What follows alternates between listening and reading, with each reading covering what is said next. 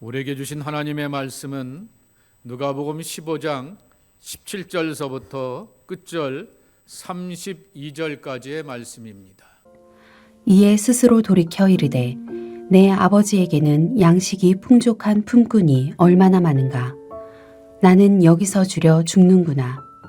내가 일어나 아버지께 가서 이르기를 아버지, 내가 하늘과 아버지께 죄를 지었사오니 지금부터는 아버지의 아들이라 일컬음을 감당하지 못하겠나이다. 나를 품꾼의 하나로 보소서 하리라 하고 이에 일어나서 아버지께로 돌아가니라.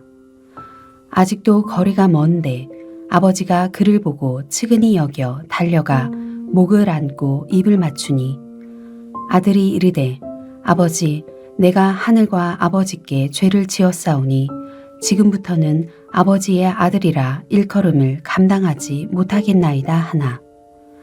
아버지는 종들에게 이르되 제일 좋은 옷을 내어다가 입히고 손에 가락지를 끼우고 발에 신을 신기라. 그리고 살찐 송아지를 끌어다가 잡으라. 우리가 먹고 즐기자. 이 내 아들은 죽었다가 다시 살아났으며 내가 잃었다가 다시 얻었노라 하니 그들이 즐거워하더라. 맏아들은 밭에 있다가 돌아와 집에 가까이 왔을 때에 풍악과 춤추는 소리를 듣고 한 종을 불러 이 무슨 일인가 물은데 대답하되 당신의 동생이 돌아왔음에 당신의 아버지가 건강한 그를 다시 맞아들이게 됨으로 인하여 살찐 송아지를 잡았나이다 하니 그가 노하여 들어가고자 하지 아니하거늘 아버지가 나와서 권한대 아버지께 대답하여 이르되 내가 여러 해 아버지를 섬겨 명을 어김이 없거늘 내게는 염소 새끼라도 주어 나와 내 벗으로 즐기게 하신 일이 없더니 아버지의 살림을 창녀들과 함께 삼켜버린 이 아들이 돌아오매 이를 위하여 살찐 송아지를 잡으셨나이다.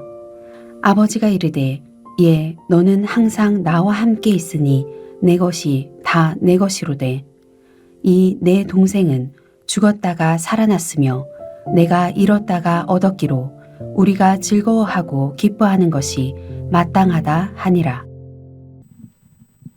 모든 기독교인들은 반드시 두 가지의 신앙의 여정을 지나가야 하는데요. 우리가 올해 사순절에는 티모시 켈러, 팀 켈러의 탕부 하나님이라고 하는 책을 보게 됩니다. 이 책이 총 7가지 있게 됩니다. 그런데 사순절 우리가 6주 연속 속회를 하기 때문에 오늘은 이 서두와 일과를 이렇게 배우게 되죠. 그래서 이 책을 이렇게 보게 되면서 우리가 은혜를 받게 되는데 그래서 제가 오늘은 서두와 일과의 내용들을 함께 나누려고 하게 됩니다. 모든 기독교인들은 반드시 두 가지의 신앙의 여정을 지나가게 됩니다. 하나는 갈라디아서 2장 20절입니다. 나는 죽고 예수로 살고 내 안에 살아계신 하나님의 영광이 드러나게 되는 그러한 삶이라고 하는 것입니다. 두 번째로는 조금 전에 시편 23편을 이야기하게 되었던 것처럼 누가복음 15장의 말씀을 모르는 기독교인이 어디 있느냐라고 하는 것입니다. 그런데 여기 이 저자는 탕자들의 아버지가 되어주시는 탕부 하나님을 만나며 그분의 한없는 사랑을 체험해야 한다. 이것을 우리가 지나가야 한다라고 하는 것입니다. 근데 참 어려운 것은 이 사순절에 우리가 이 책을 함께 나누려고 하게 되는데 하나님을 향하여서 감히 이름을 붙이기를 방탕할 탕자라고 하는 탕자를 쓴다라고 하는 것입니다. 그렇게 하나님을 향하여 이렇게 탕부라고 말하게 되었을까? 정확한 의미는 막 퍼주시는 아버지라고 하는 그러한 뜻을 담고 있게 되는 것입니다. 여기 영어로 보여게 되면은 프로디갈이라고 하는 단어를 이 팀 켈러가 웹스터 사전을 가지고서 풀어주게 되었을 때 이렇게 쓰게 됩니다. 무모할 정도로 씀씀이가 해픈 하나도 남김없이 다 쓴다라고 하는 것입니다. 제가 1부 때 이런 예화를 드리게 되었습니다. 먼 외국으로 유학을 가게 되었던 자녀가 있게 되는데 그 아들과 딸을 위하여서 한 달에 1,500불 용돈을 줄 테니 그걸로 휴대폰 값도 내고 뭐도 내고 그리고서 이렇게 아껴서 써야 돼라고 말하게 되는데 첫날에 1,400불을 다 써버리게 된 겁니다. 그럼 얼마 남아요? 100불을 가지고서 나머지 한 달을 살아가야 되는 거죠. 야, 그렇게 흥청망청 써버리게 되면은 내일을 어떻게 기약하니? 라고 하는 것이 바로 탕자의 탕이라고 하는 그러한 모습이라고 하는 것입니다. 그런데 하나님을 향하여서 이렇게 쓰게 되었을 때는 밑줄에도 있게 되는 것처럼 하나도 남김없이 우리를 위해서 다 퍼주신다라고 하는 말입니다. 장로교의 칼빈이 기독교 교리를 5개 단어로 표현하게 되었습니다.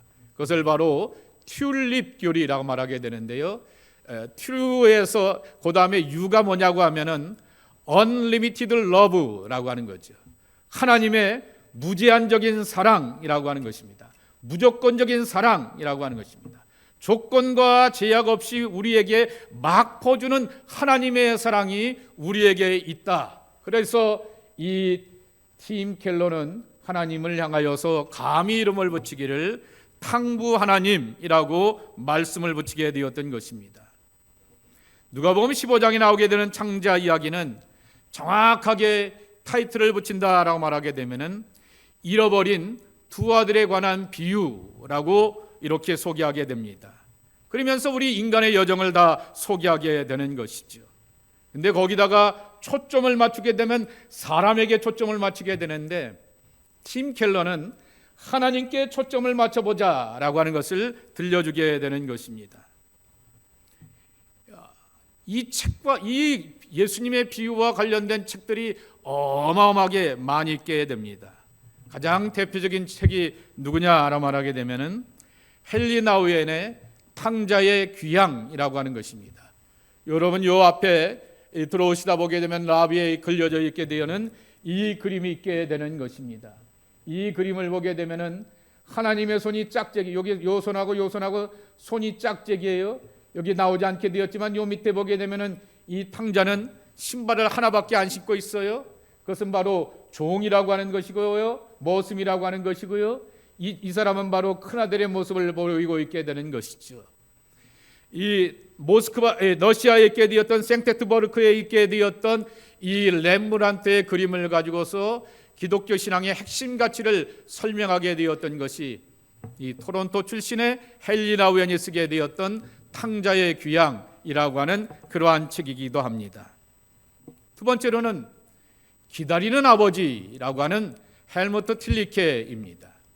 이분은 2차 세계대전 중에 히틀러의 포갑 가운데서 워낙 탁월한 설교가 있기 때문에 그 앞에서 설교를 많이 듣게 되는데 맨 앞에 누가 앉아 있었는지 아세요? 나치의 게스타포가 앉아 있게 되는 것입니다.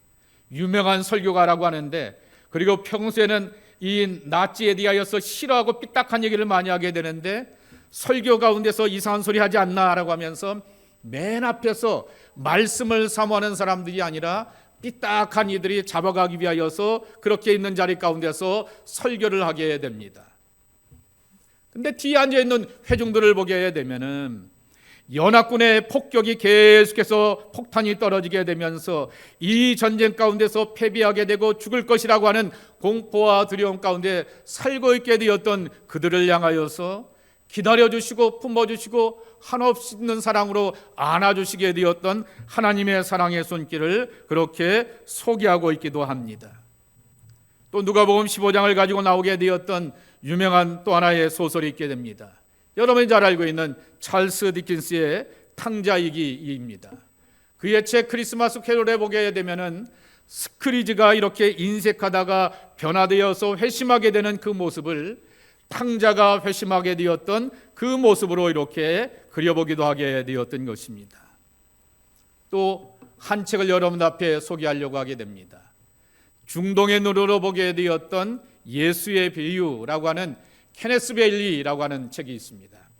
이 케네스 베일리라고 하는 사람은 아버지가 이스라엘 선교사였기 때문에 중동 지역에 머물게 되면서 어린 시절서부터 대학까지 거기서 자라게 되었다가 신약학을 전공하게 되었던 사람입니다. 그래서 이분의 책은 우리나라 말로 다 어떤 시리즈 하게 되면은 중동의 눈으로라고 하는 그 책이 굉장히 이렇게 많이 있게 되는 것입니다. 그러며 성경의 문화적이고 사회적인 배경을 따라서 아버지가 금이 환영하는 아들도 아니고 아버지 것을 다 털어먹게 되었던 그 아들을 향하여서 기다리게 된다라고 하는 얘기는 아버지의 수치와 부끄러움인데, 그럼에도 불구하고 하나님 아버지는 동부밖까지 나가서 작은 아들이 돌아오기를 기다린다라고 하는 이 책의 내용이기도 하게 되는 것입니다. 여러분, 우리가 너무나 잘 아는 찬송이 있죠. 나 같은 죄인 살리신, 뭐라고요? 잃었던 생명 찾았고 광명을 얻었네 라고 하는 그 가사를 보게 되는데요, 잃었던 생명 찾았고 광명을 얻었네 라고 하는 것이 그러한 표현을 보게 되면은 I once was lost, 나는 한때 잃어버리게 되었다가 나는 그리스도 안에서 하나님 안에서 발견되었다라고 하는 유명한 고백도 사실은 이 탕자의 이야기 가운데서 나오게 되었던 것입니다. 우리 누가 알고 있듯이 누가복음 15장을 향하여서 흔히 잃어버린 것들에 대한 비유라 말하게 됩니다. 첫 번째 3절서부터 7절까지에 보게 되면은 잃어버렸던 양에 대한 비유가 나오게 됩니다. 어떤 사람에게 양이 몇 마리가 있어요? 100마리가 있게 되었는데 그 중에 한 마리를 잃어버리게 되었을 때 99마리를 들고 돈으로 산으로 나가지 않느냐라고 하는 말씀이라고 하는 거죠. 어떤 여인에게 동전이 있게 되었는데 그 드라크마 하나를 잃어버리게 되었을 때 그 잃어버린 것을 찾은 다음에 친구들과 사람들을 불러 모으고 기쁘게 잔치를 베풀지 않느냐라고 말씀하게 되는 것입니다. 잃어버렸던 두 아들, 큰 아들과 작은 아들의 이야기, 그 이야기가 이 탕자의 이야기라고 하는 거죠. 그런데 왜 이 이야기가 나오게 되었던 배경이 되는 힌트가 누가복음 15장 1절과 2절에 담겨져 있습니다. 함께 읽어보겠습니다. 모든 세리와 죄인들이 말씀을 들으러 가까이 나아오니 바리새인과 서기관들이 수군거려 이르되 이 사람이 죄인을 영접하고 음식을 같이 먹는다 하더라. 이런 비난 가운데서 예수님께서 잃어버린 것들에 관한 이야기를 들려주시게 되었습니다. 잃어버렸다라고 하는 아폴리미라고 하는 그 말의 뜻은 상실하다라고 하는 뜻이지만은 확장해서 해석해 가게 되면은 사라진다라고 하는 그러한 뜻입니다. 이 단어가 쓰여지게 되었던 대표적인 구절이 여러분이 잘 아시는 요한복음 3장 16절입니다. 함께 읽어보겠습니다. 이처럼 사랑하사 독생자를 주셨으니 이는 저를 믿는 자마다 멸망치 않고 영생을 얻게 하려 하심이라 그랬습니다. 예수님을 믿지 않게 되면은 하나님 앞에서 역사의 흔적 가운데서 공동체의 흔적 가운데서 있는지 없는지 이렇게 스르르 멸망당하게 되고 사라지게 되어서 어떠한 존재의 가치와 뜻과 의미도 남지 않는다라고 하는 그러한 뜻을 담고 있는 것입니다. 그러기에 잃어버렸다라고 하는 것이 아니라 주님 앞에서 발견되고 찾아지게 되는 그러한 삶을 말하게 되는 것이죠. 그래서 잃어버린 양의 비유와 교훈은 선한 목자 되시는 예수님의 울타리에 벗어나게 되었던 인생이라고 하는 것은 결국 낭떠러지 가운데 떨어지게 되어서 두려움과 대적의 위협 가운데서 살아가게 되면서 삶의 방향을 잃어버리게 되었음을 들려주게 되는 것입니다. 여러분, 여기에 제 손안에 있게 되었던 어마어마한 동전이 하나 있게 됩니다. 가만히 가치를 따라보게 되었더니 10만 불 정도가 되게 됩니다.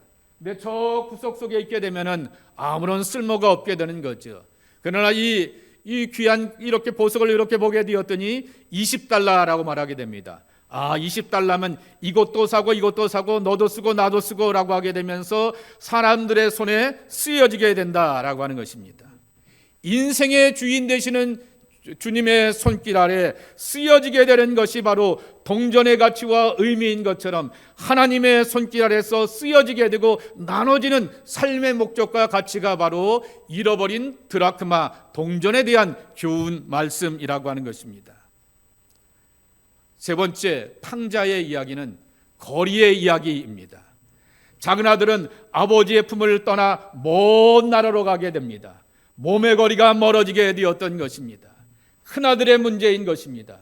어거스틴이 표현하게 되었던 것처럼 당신 안에 살면서 당신 안에 거하지 못하였습니다 라고 말하게 되었듯이 마음의 거리가 멀리 떨어져 있었기에 아버지 품 안에 있게 되면서도 야 내게 다 네 거야 라고 말하게 되었음에도 불구하고 아버지 것을 나의 것으로 누리지 못하게 되었던 이 마음의 거리가 멀어지게 되었던 그러한 인생에 대해서 말씀하게 되는 것입니다. 그래서 하나님과의 거리를 제대로 좁히지 않게 되면 인생의 기근과 흉년을 만나게 되고 하나님 나라의 잔치는 내 잔치가 아니라 남의 잔치가 될 수 있다라고 하는 교훈을 들려주게 되었던 것이 이 탕자의 이야기라고 하는 것입니다. 자, 그러면 일과에 보게 되면은 이렇게 작은 주제를 담고 있게 됩니다. 우리는 왜 예수 앞에 나오는가라고 하는 것입니다. 다시금 1절과 2절을 한번 보겠습니다. 여러분 다시 한번 굵은 글씨에 초점을 맞춰 보시면서 1절 2절 한번 읽어보겠습니다. 시작.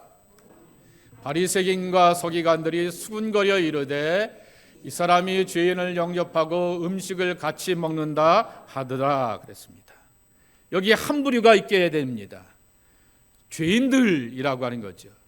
이스라엘에는 4대의 죄인이 있게 됩니다. 매국노가 있고요, 창녀가 있고요, 살인자가 있고요, 마지막에 가서는 텍스 컬렉터, 세리들이라고 하는 것입니다. 이 사람들은 구약의 율법에도 어긋날 뿐만 아니라 공동체 안에서 늘 소외된 사람들입니다. 가장 대표적인 게 뭐라고요? 이 사람들은 법정에서 증인이 될 수가 없다라고 하는 것입니다. 네 말은 신뢰가 안 돼라고 하는 사회 공동체로부터 제외되었던 사람들이 바로 이 4대 죄인들이라고 하는 것입니다. 유대인들이 그렇게 강조하게 되었던 정결의 예식도 지키지 않는 사람들이 이들이었고, 유대인의 전통이자 핵심이 되게 되는 율법, 그래서 유대인들이 자기들을 뭐라고 부릅니까? 토라 공동체라고 말하게 되는데, 하나님의 말씀 앞에서 다 벗어나게 되었던 집을 나간 사람들이 바로 이 세리들과 죄인들이라고 하는 말씀이라고 하는 것입니다.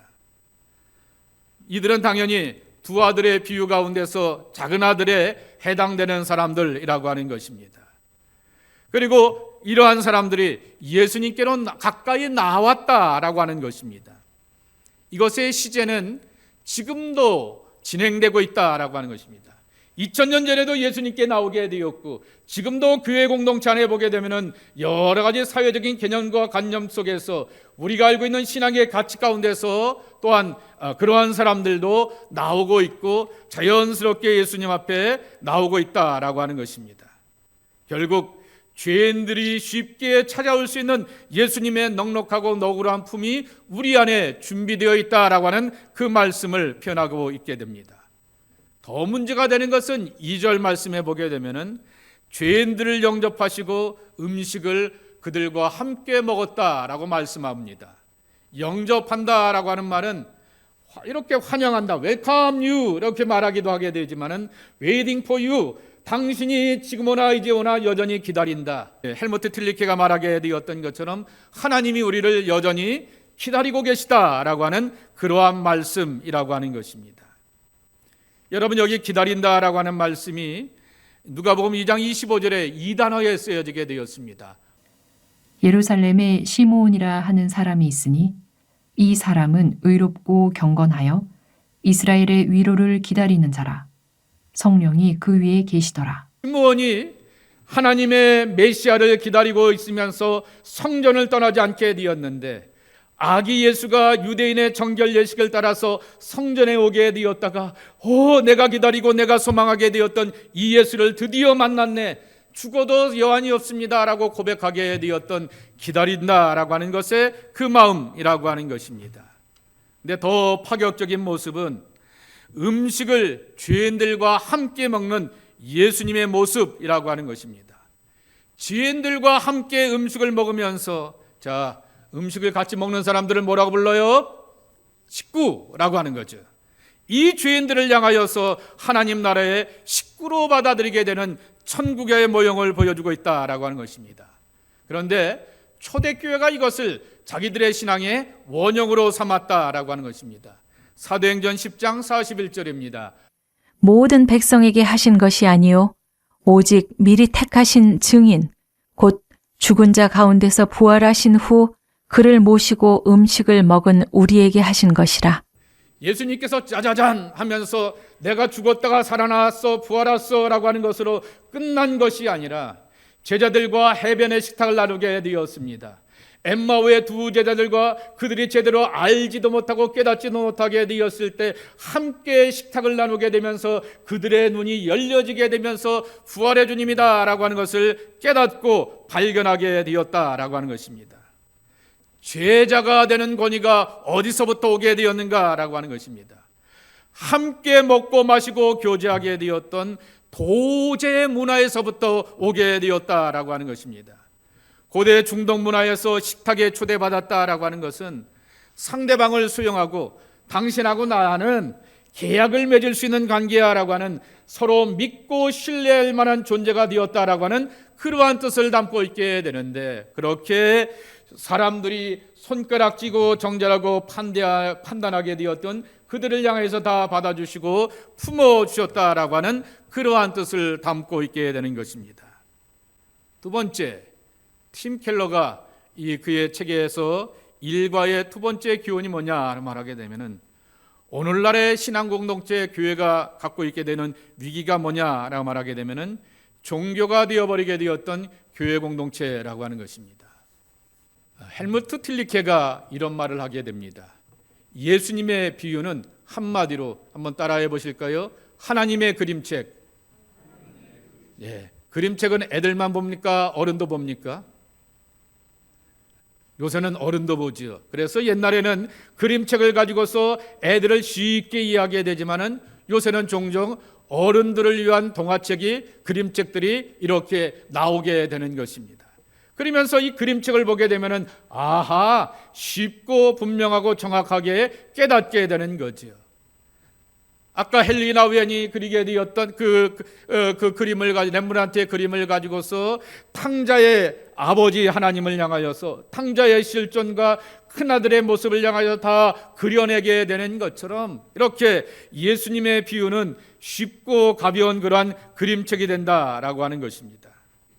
근데 오늘 15장 1절과 2절의 말씀을 가만히 읽어보게 되면은 잃어버렸던 비유의 말씀이 들려 나오게 되었던 그 타깃이 되는 대상이 따로 있게 되는데, 바로 2절에 나오게 되었던 바리새인들과 서기관들이 수군거려 이르되 라고 하는 그러한 말이라고 하는 것입니다. 오늘날 교회가 문제가 되는 것은 팀 켈러의 책을 읽으면서 제가 제 나름대로 쓰게 되었던 표현입니다. 큰형 문화라고 하는 거죠. 나는 이 집에서 얼마나 애쓰고 수고하며 헌신하였는데, 나는 아버지 하나님을 위하여서 얼마나 수고하고 애썼는데, 저놈은 먼 나라에 가서, 성경에는 그가 돈을 탕진하였다라고 말하게 되었지, 기생과 어울려서, 창녀와 어울려서 몸을 버리고 삶을 다 파게 되었다라는 얘기가 나오지 않음에도 불구하고 형은 그 동생을 향하여서 정죄하고 판단하는 그 이야기가 나오게 되는 것입니다. 소위 말하게 되는 종교적인 기득권 세력, 큰형 문화를 자연스럽게 여기는 데 있다라고 하는 것입니다. 문화를 주도하고 정치를 주도하고 종교까지 제어하려고 하게 되었던 것이 바리새인들과 사두개인들, 그리고 서기관들의 문제라고 하는 것입니다.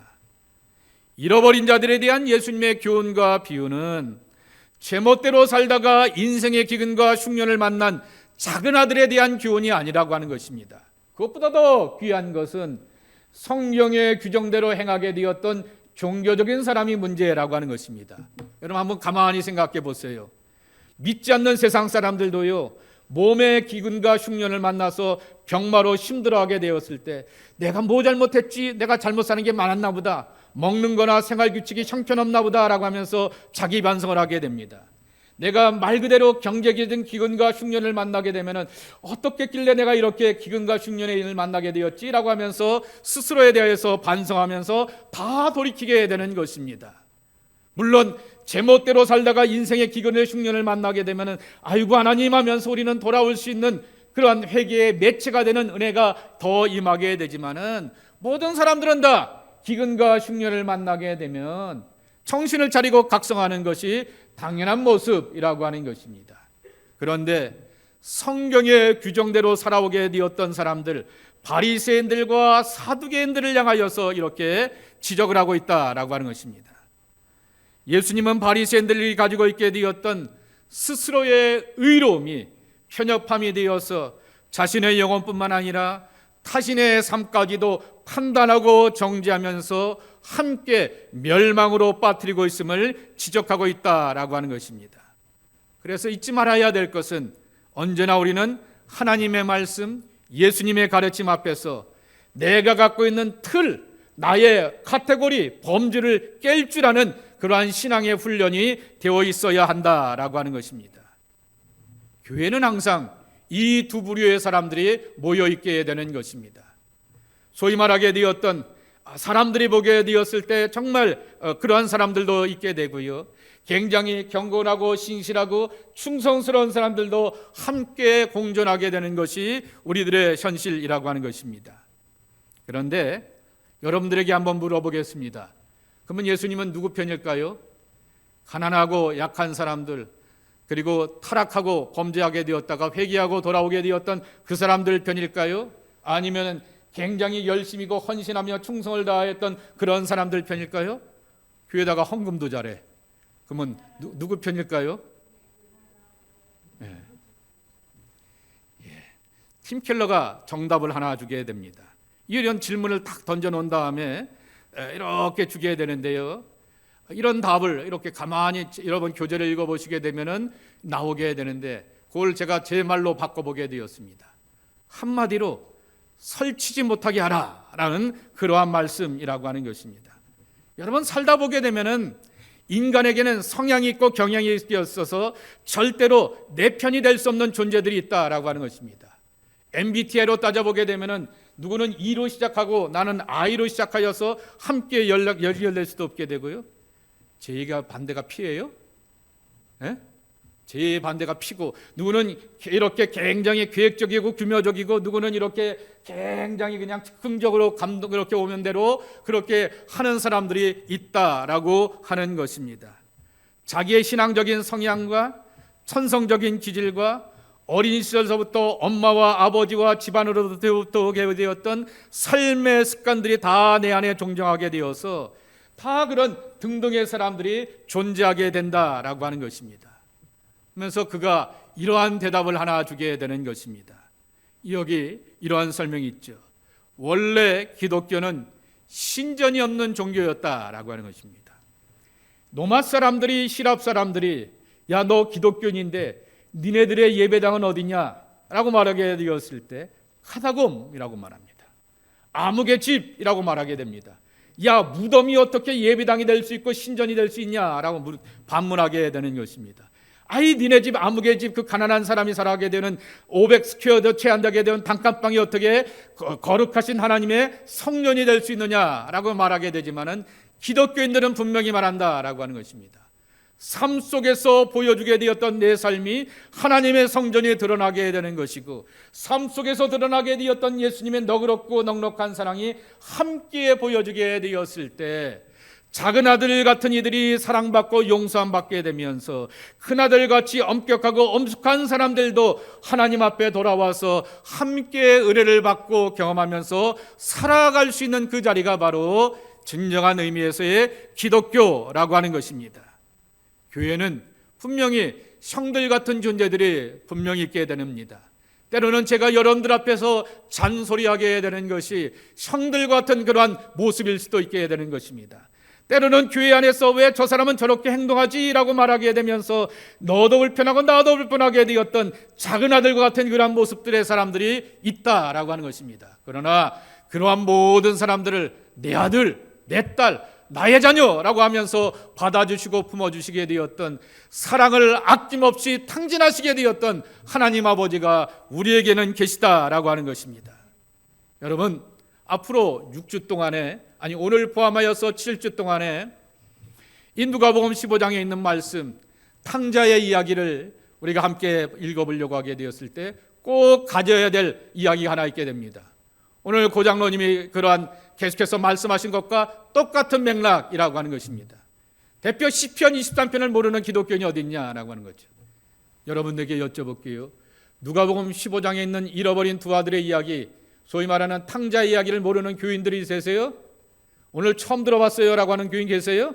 아무도 없습니다. 그런데 우리가 놓치지 말아야 될 것은 오늘 말씀의 결론입니다. 한번 따라해 보실까요? 익숙함의 함정. 우리 익숙함의 함정에 빠지지 말자라고 하는 것입니다. 지난 새벽 예배 때 제가 요한복음 4장 44절의 이하의 이야기를 나누게 되었습니다. 예수님께서 자기 고향 홈타운 갈릴리 나사렛에서는 높임을 받지 못하였다 말하게 됩니다. 왜 그럴까요? 예수님에 대하여서 다 동네 사람들이 알고 있기 때문이죠. 저 30살 먹게 되었던 젊은 친구 예수가 어떻게 자라왔는지 잘 알아. 예수의 동생도 내가 알아. 예수의 동생과 형제들만 알 뿐만 아니라 예수의 어머니와 아버지보다도 내가 나이가 더 많지. 그 할아버지와 할머니도 내가 알아 라고 말하게 되었던 예수님과 예수님의 집안에 대해서 잘 알고 있다라고 하게 되는 그 익숙함이 예수님에 대하여서 주시게 되었던 교훈과 가르침과 은혜가 그들 앞에서 소화되지 못하였다라고 하는 것입니다. 그래서 어떤 결과가 나왔냐라고 하게 되면 마태복음 13장 58절에 이렇게 말씀하고 있습니다. 함께 내 하나님은 살아계신 하나님이시고 내 하나님은 은혜의 하나님이시고 나의 구세주는 나의 삶의 소망이 되고 기쁨이 되고 물이 변하여 포도주를 만들어갈 수 있는 변화의 원동력이 되시는 그러한 분이신데 예수님을 향하여서 그렇게 익숙하게 잘 알고 있다고 여기다 보게 되니 그 속에서 또한 하나님의 기적을 맛보지 못하였다라고 하는 것입니다. 그러기에 누가복음 15장에 나오게 되었던 탕자의 이야기도 그렇게 읽어야 될 것입니다. 여러분 개역개정판으로 읽게 되었으면요 표준 세번역으로 읽어보시고요 공동번역으로도 한번 읽어보시고요 우리말 성경도 읽어보시고요 우리어 성경도 있고요 현대인 성경도 있고요 현대어 성경도 있고요 또 영어가 가능하신 분들은 NIV도 있고요 아메리칸 스탠다드도 있고요 NRSV도 있고요 그리고 또한 유진 피터슨이 사역하게 되었던 메시지 성경도 있고요 다 읽어보시게 되면서 이렇게 이 내 것으로 소화하는 것이 중요하다라고 하는 것입니다. 그런데 이 기다리는 아버지라고 하는 책을 번역하게 되었던 탕자의 비유를 번역하게 되었던 김수년 목사가 그 비유에 관한 이야기를 이렇게 설명하게 되면서 익숙함에 반대되는 단어를 하나 소개하게 되고 있습니다. 저 전라도 순천에서 성경 번역만 하면서 아주 깊은 영성으로 이렇게 살아가게 되는 제 신학교 1년 후배 목사인데 굉장히 이렇게 존경스러운 목사이기도 합니다. 그 사람이 뭐라고 표현했냐고 하면은 익숙함의 반대입니다. 한번 따라해 보실까요? 낯설게 읽기. 우리가 잘 아는 이 본문이지만은 낯설게 읽어보자라고 하는 것입니다. 때로는 질문을 가지고 그리고 때로는 미리 알고 있는 지식과 내 나름대로 이 설교를 옛날에 아무개 목사님이 설교하게 되었을 때 엄청난 감동이 되었어 그랬는데 그것조차도 내려놓고 오늘의 말씀을 읽는데 걸림이 될 수 있음을 기억하게 되면서 한쪽으로만 보지 말고 이리 보고 저리 보고 또한 뒤집어 보는 그러한 훈련도 하면서 하나님의 말씀을 읽어보자라고 하는 것입니다. 헬무트 틸리케가 늘 자기는 설교하게 되었을 때 이렇게 말한다고 합니다. 설교는 대중 강연이 아니기 때문에 수많은 회중들을 바라보기보다는 한 사람을 집어서 내가 설교하게 되는데 그 사람은 꼭 내 말씀을 들어야 될 사람이 아니라 사실은 내가 그 사람이야 라고 하면서 나를 향하여서 주게 되었던 하나님의 말씀과 감정의 입을 다모아서 하나님의 말씀을 나눠보고 거기서 은혜를 체험해보라 라고 하는 것입니다. 이것을 뭐라고 표현해 놓았냐고 하면은 하나님 앞에서 외톨이가 되는 경험이라고 하는 것입니다. 홀로선 그러한 경험을 통해서 하나님의 말씀에 질문을 던져보게 되고 바로 은혜가 되는 체험을 우리가 누릴 수 있다라고 하는 것입니다. 오늘도 우리는 살아계신 하나님의 말씀이 살아있어서 하나님의 생명과 은혜가 우리와 함께하는 것을 기억하며 말씀을 찾고 읽고 묵상하면서 그 은혜를 누려가는 우리의 시간들이 되어야 하겠습니다. 2026년의 사순절에 통하여서 7가까지 있게 되는데요. 오늘 1가와 서론을 제가 여러분들 앞에 소개하게 되었는데 탕부 하나님, 이 하나님의 사랑과 은혜를 아낌없이 만나고 누려가면서 하나님의 깊은 사랑으로 나가는 은혜가 저와 여러분들 가운데 체험되기를 주님의 이름으로 간절히 축복합니다. 하나님, 예수님의 쉬운 비유, 이 하나님의 동화 그림책을 통하여서 아이들도 이해하게 되는 것처럼 내게 다가오시게 되었던 하나님의 손길, 하나님의 섬세한 사랑을 내 것으로 만나고 누려가면서 깊은 은혜를 누려가는 저희들 되기를 소망합니다. 늘 주님 앞에 겸손과 진실함으로 나가며 하나님의 은총으로 세워지는 저희들 되게 도와주시옵소서. 여전히 우리를 향하여서 기다려주시고 용서하시고 용납하시는 하나님의 사랑을 나의 것으로 누려가며 말씀의 사람이 되는 저희들 다 될 수 있도록 축복하여 주옵소서. 예수님의 이름으로 간절히 축복하며 기도하옵나이다. 아멘.